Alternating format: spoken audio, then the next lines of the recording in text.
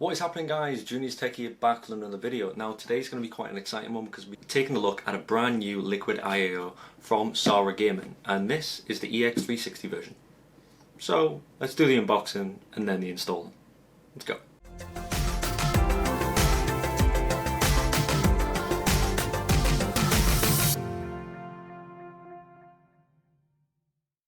So upon opening the box, we get quite a few different things in here. So starting off with one of the Sahara Gaming controllers. So this is going to allow us to control the fans that come with this and also any other Sahara Gaming devices that we have. We also get a set of mounting brackets. So these are going to be Intel and AMD, and also a backing plate as well. You also get a very big bag of different types of accessories. So these are going to be all the screws for the fans, the radiator, a small amount of thermal paste, the splitter to allow us to connect the 3 fans straight into the controller, and a few other things like the standoffs. So we also have 3 of the Sahara Gaming's new 120mm fans. So we get 3 of them. So we get 3 of these fans, and they've went for a black and grey paddings on the corner to protect it, but also for more aesthetics as well. And for these you also get a 4-pin connector and also a controller connector, which is very nice to allow us to connect these 3 fans together using the controller, so there is less cables being shown. So yes, we get 3 of those. Pop them to one side, and we also get obviously the radiator and water block. So here we go. So this is the brand new Sahara Gaming radiator and water block liquid AIO, and this is the water block we are working with. So yes, you've got a huge heat spreader on the back there, solid copper, and just remember before I'm going through this, this is a peel off, so if you ever do grab one of these, make sure you peel it off before we go into before we attaching this to the CPU, because your thermals are not going to like you. So with this one, it does come with an LCD screen as well. So on the front, when we get this installed, on the front here, it will show you a Sahara Gaming logo and also the temperature of the CPU. So we'll show you that later on down the line when we get it installed. And we also have the braided water cooling lines into the radiator, and this is a 360mm radiator as well, so this is going to fit in quite nicely with Sahara Gaming's C501 case. So why don't we have a little look at the accessories and then we'll start getting this built. So we have the mounting hardware, which is going to be for the fans going into the case and into the radiator. We have a set of plastic and metal washers as well for the backplate on the motherboard. And then we also have the rest of the backplate screws and the securing mechanisms. And then we also have some larger standoffs as well as. And it also comes with a little gasket here, a very, very small tube of thermal paste, because you don't exactly need a lot. You can use your own if you wanted to, but they also supply it. And then we also have the splitter. So the way this is going to work is, so we have a 4-pin connector going on there, and then we have our 3 other connectors there acting as a splitter. So we have the backing plate, which is obviously compatible with AMD and Intel, and then you also get your 2 brackets there, which is an Intel bracket and an AMD, and they simply just slide on the side of the water block for the right one. And we're working with an AMD system, so I'm going to move the Intel one to one side because I don't need it. And then a little look at the controller box. So instruction manual, and also one of Sahara Gaming's, I believe this is the V3 version. So this is one of Sahara Gaming's control units, so this is for their fans, LED strips and all that good stuff. Allows you to control the LED speed, the mode, and even the fan speed as well as. But the good thing is it does come with a little nifty remote as well, so you don't always have to go on this. So if this is at the back of your case, you can use the remote to change all the good stuff, like your fan speeds, you can change LED speeds, LED colours, and all that good stuff as well. So it's quite handy to give us one of them. So why don't we just get this installed and actually see what this is going to look like. So one thing I didn't mention about the block is actually how to install the plates for them. So I'm using the AMD plate. So on the block itself, just here, you do have a line going around the top, not where the copper plate is, just above it. So all you need to do is simply AMD facing up, and is just clag that in there, and then just slide it in. And then that is that clip installed. So we can leave that for the time being. We're going to install the fans on the radiator, so we'll go through that first. So what's going to happen is my radiator is going to be on one side of this case, and my fans are going to be on the outside, because I don't have enough clearance on the inside of the case to have radiators and fans. So I'm going to be having my fans on the outside as my intakes. So I'm going to get these attached. I'm going to use the long screws to go through the fans, then into the radiator itself. So we're going to do that. So I'll speed things up a little bit and we'll get this all installed. Because like I said, Sahara Gaming do provide you with some very long screws going on there, so it is very nice. So I'll get these installed and I'll get back to you in 2 minutes.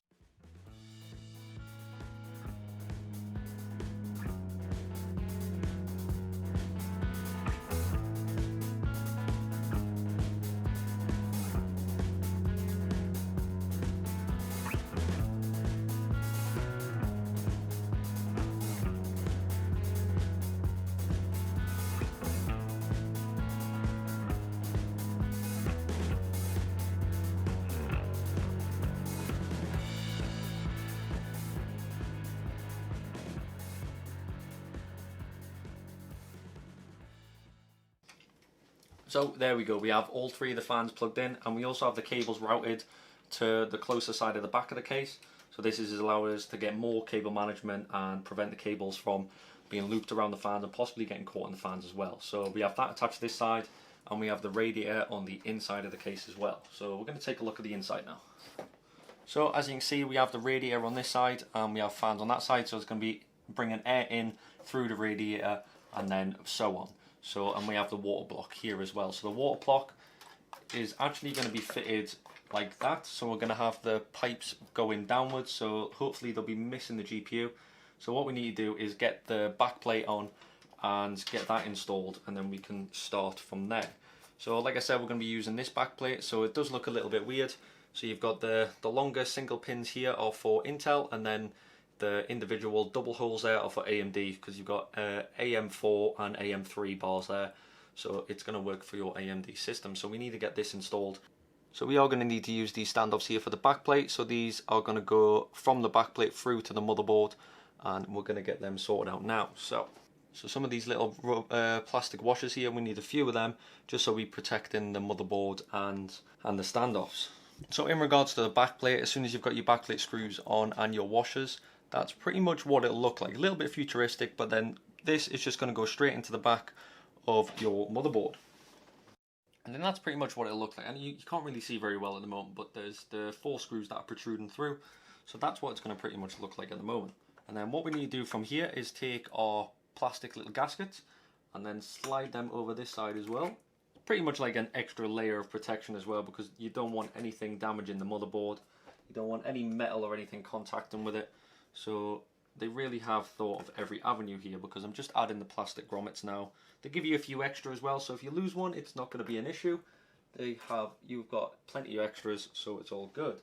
So what we need to do next is get our hexagon nuts. So the hexagon nuts here, so there's a thread on one side and then there's a gap on the other. So these are going to work as your spacers as well as your nut. So you're just going to screw this down on each side.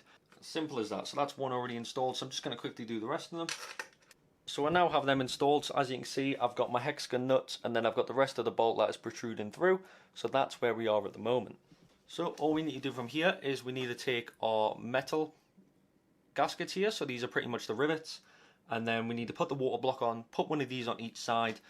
And then we also need to use our spring nuts that come with it as well. So these are going to help with the tension for the CPU block. So we'll get that on. I'll get one on just to show you, and then we'll go from there. So just remember, with the sticker, we need to peel that off. Just like that. So that's all off there. Make sure not to damage it. And then what we need to do first, so I need to take my thermal paste compound. So there we go. So my little amount of thermal paste there. And I just want to apply a little bit of a daub, a P-shaped daub, right on the center of my CPU. Just like that. Obviously, normally it's probably a little bit better to lie your computer down, but obviously I'm just showing you guys how this works. So all you've got to do is just simply get that one started getting nice and tight. And then what we'll do is, basic rule of thumb is corner to corner. So I've done the one up here, so now I'm going to do the corner one down here. And then just get that one installed. So I'll quickly speed this up for you guys.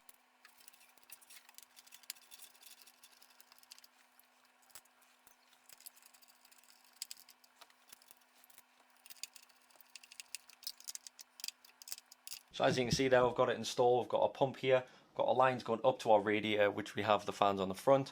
It really is great. So now we've got 2 cables here. So we have our AIO cable, which will go onto the motherboard.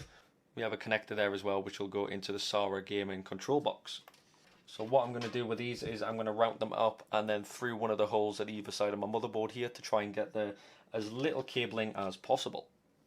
And then with this one, I just need to plug it into the port for Liquid AIO, and I'll see if I can show you what I mean. I'll try to get a little bit of a close-up here. So as you can see, I've got 3 ports there, and then if you can see the one in the top left, that says AIO pump, one below CPU output, so the one right at the top is the one I'm going to be using, right there.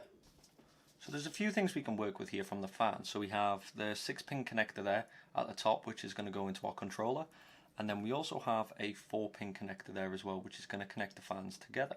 So they actually provide this cable in with a set. So this is going to be going to your, that's going to be for your CPU fan header on your motherboard.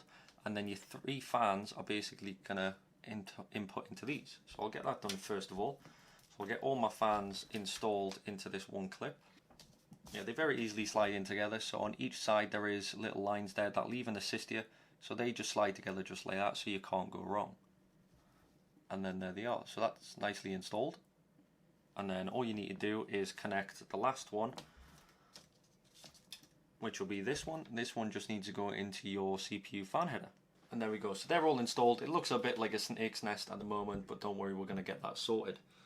And then what we're left is the 3 individual cable, which will be going into our V3 Sahara gaming fan controller, which will be hidden nicely at the back of our case here. And then we also have our 6-pin one right here, which is coming from the Liquid AIO, and then this one is also going to be connected into our controller. So to be honest with you, we can get this bit done now. So if I clag that in, if I pop that into number 1, and then I can start connecting my fans in. So I'll organise them slightly so it makes it a bit easier later on when I start doing my cable management. And then all I can do is I can just get all these plugged in, and I'll get them put in one by one. So they're all connected there, and just remember that this is powered by SATA, so you will need a SATA power connection coming from your power supply to power this up. So after we've done that, we can take this extra cable here, which you actually get with the Sahara gaming controller, and then we can put in our data cable right there, which is going to be the smaller 4-pin one. Simply goes in the bottom of there. And there we go, that's all plugged in. And then we have a few other cables on here. We have the fan header, we have the RGB header, and then we have a VDG cable as well. Right there, so we need to get them installed as well. So we have our RGB header right there, which is a 2-pin, then a blank pin, then another pin. So that one just needs to be installed in that one. Just at the top there, underneath our CPU one, we have another fan header, so we can just pop that one straight in there as well. So that was a bit difficult with one hand, but as you can see there, the RGB one is all connected, and then I have my other fan connector going in right there. So the one thing I did forget to mention is this little guy here. See if you can see that. So a lot of cases will come with a LED RGB switch, and this is what this is. So we need to plug that into our controller as well, which is on the controller itself. It's a little reset switch right there, and then that just plugs in normally. So that just plugs in like that as well. So now we can use the switch at the front of our case now to knock that on. So I need to do a little bit of cable management, so I'll be back in a minute. So I managed to get all the cables sorted out, managed to get all the wiring on the back sorted, and got everything plugged into the little controller. So let's take a look.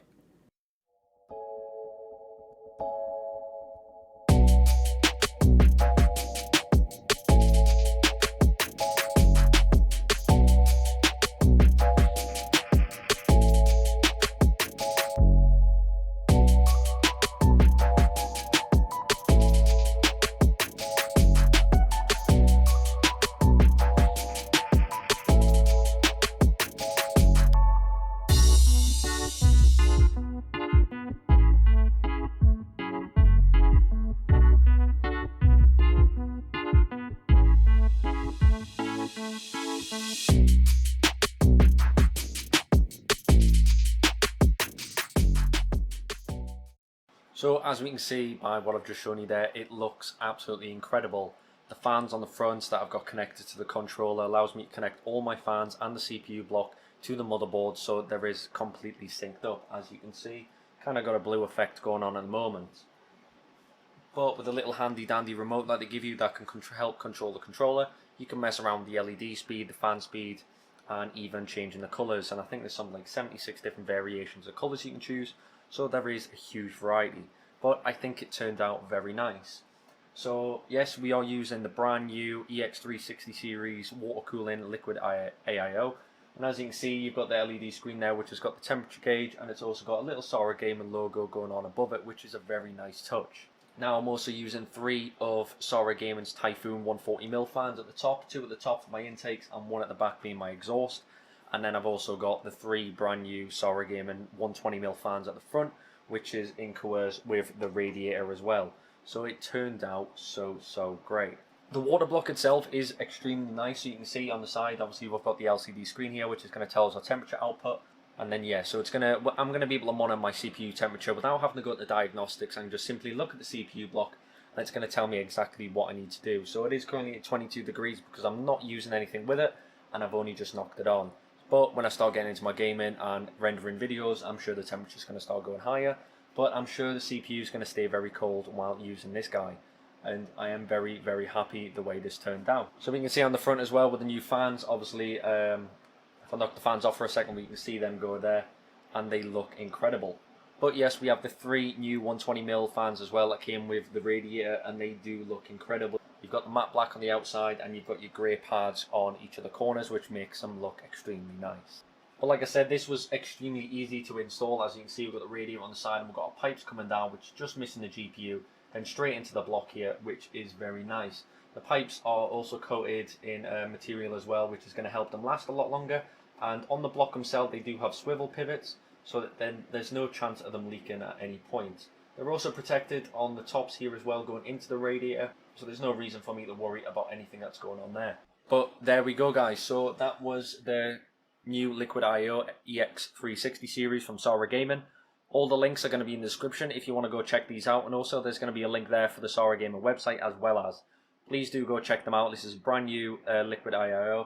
So if you are interested in going to take a look at this, guys, do check the links in the description. All the information is going to be there for how to grab this guy, and I'm not joking, it was incredible. Super easy to install, especially being the first time I've actually ever installed one of these, so it didn't really take me that long. Compatibility as well for AMD and Intel, so you're not going to have to worry about any of that. And yes, it is a 360mm radiator, so that's one thing you'll have to take in consideration, whether you can fit it on the side, top, or even in your case at all. So just remember to consider that as well as. But as always, guys, I hope you did enjoy this video. If you did, please do smash that like button, subscribe, notification bell so you don't miss out on any of my further videos and the upcoming CPU.